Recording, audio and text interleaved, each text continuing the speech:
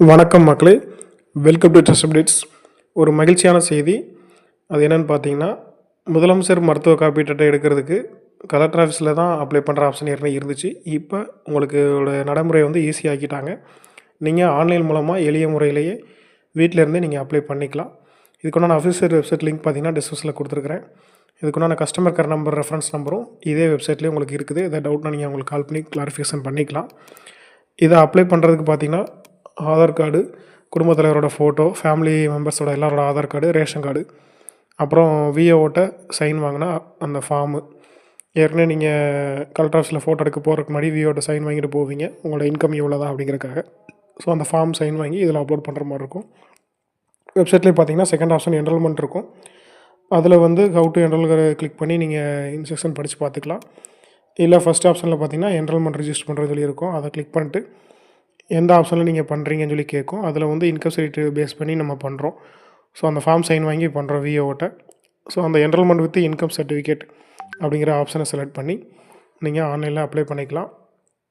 அது பண்ணிட்டீங்கன்னா உங்களுக்கு இதில் அப்ளை பண்ணுறது மூலமாக 1 வாரத்துலேருந்து 2 வாரத்துக்குள்ளே உங்களுக்கு ஆன்லைன்லேயே அந்த ஹெல்த் இன்சூரன்ஸ் கார்டு வந்து அப்ரூவ் ஆயிரும்.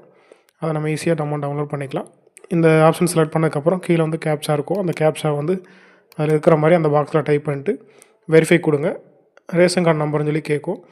உங்களோட ரேஷன் கார்டு ஸ்மார்ட் கார்டில் வந்து ஃபோட்டோவுக்கு கீழே ஒரு 12 டிஜிட் நம்பர் கொடுத்துருப்பாங்க. ஸோ அந்த நம்பரை வந்து அதில் இருக்கிற மாதிரி கரெக்டாக டைப் பண்ணுங்கள். நீங்கள் கரெக்டாக டைப் பண்ணாலே சர்ச் கொடுத்தாலே உங்களோட ரேஷன் கார்டு டீட்டெயில் அதுவே ஃபெச் பண்ணி எல்லா டீட்டெயிலும் அதிலே ஷோ ஆகிற மாதிரி வந்துடும். So ration card number type பண்ணிட்டு ஒரு தடவைக்கு 2 தடவை செக் பண்ணிவிட்டு கரெக்டாக்கானுங்கிறத பார்த்துட்டு நீங்கள் சர்ச் கொடுங்க. சர்ச் கொடுத்ததுக்கப்புறம் பார்த்தீங்கன்னா உங்களுக்கு அடுத்த பேஜ் மூவ் ஆகும்.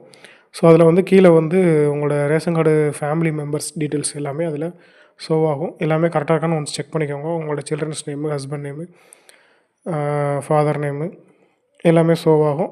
ஃபேமிலி ஹெட் ரேஷன் கார்டில் யாரோ அவங்களோட நேமும் மேலே இருக்கும்.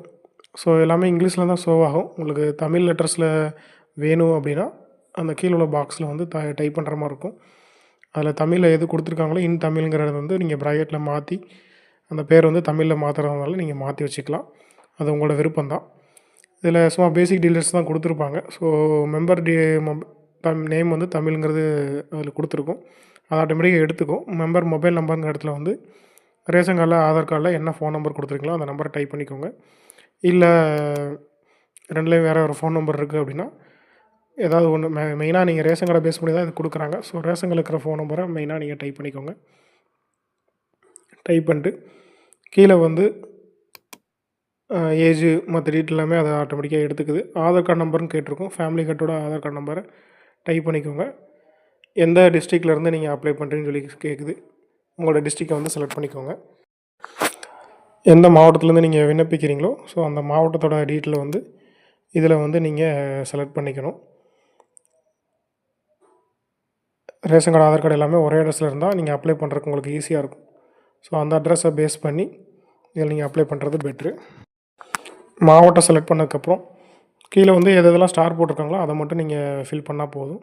ரேஷன் கார்டில் உங்களுக்கு எத்தனை பேர் டிபெண்ட்ஸில் இருக்காங்களோ, ரேஷன் கார்டில் மொத்தம் 4 பேர் இருக்கீங்களோ உங்களை டிபெண்ட் பண்ணி ஃபேமிலி கிட்ட டிபெண்ட் பண்ணி இருக்கிறது 3 பேர். ஸோ அந்த 3ங்கிறத அதில் போட்டுக்கோங்க. உங்களோட அட்ரஸ் வந்து தமிழில் டைப் பண்ணுறாங்க அதில் டைப் பண்ணிக்கோங்க.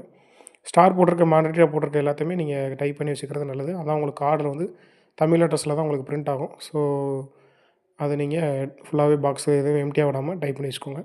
அப்புறம் விஓட்ட வாங்கின ஃபார்ம் வந்து நீங்கள் அட்டாச் பண்ணணும். அப்புறம் வந்து ஃபேமிலி கார்டோட ஃபோட்டோ வந்து அட்டாச் பண்ணணும்.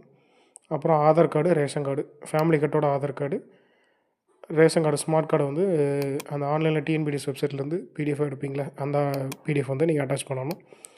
ஸோ அப்ளை பண்ணதுக்கப்புறம் உங்களுக்கு ஒரு ரெஃபரன்ஸ் நம்பர் ஜென்ரேட் ஆகும். அதை சேவ் பண்ணி வச்சுக்கோங்க.